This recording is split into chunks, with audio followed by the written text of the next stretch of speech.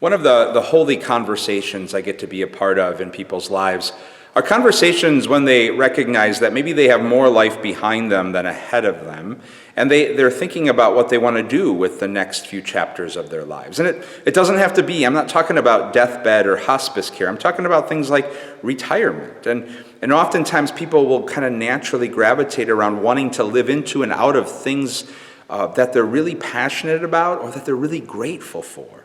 So, for example, I just had 2 pastoral visits, one with a gentleman who wants to live out his retirement doing as much cooking as possible. He just loves to cook.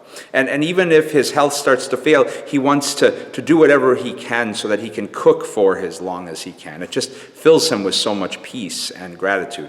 I was talking to another woman who wants to garden for as long as she can. She loves to garden and maintains beautiful gardens. And even if they have to get smaller and smaller as she gets older and older, she wants to garden for as long as she can. And it's a gift as their priest to be in their presence and bask in this deep gratitude that wells up as they're talking about cooking and gardening. I think of the quote by G.K. Chesterton, who writes, "When it comes to life, the critical thing is whether we take it for granted or take it with gratitude."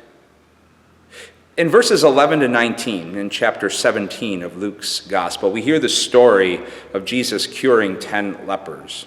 One of them holds on to this deep sense of gratitude and returns to Jesus to say thank you. And Jesus, in turn, holds on to that moment for just a little while with this former leper. A holy invitation for us to pause and pray today. Maybe take a lesson from those 2 folks I recently visited and spend some time thinking about what it is that we're really passionate about, that we're really grateful for, that we want to live into and out of for as long as we can.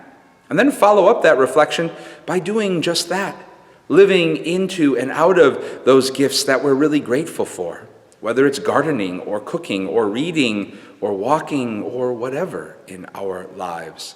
And ultimately, keep returning to those gifts and to the giver of those gifts again and again, to say a simple but deep and profound thank you, and continue to allow gratitude to well up and spill out from our lives. God's peace and blessings to you all.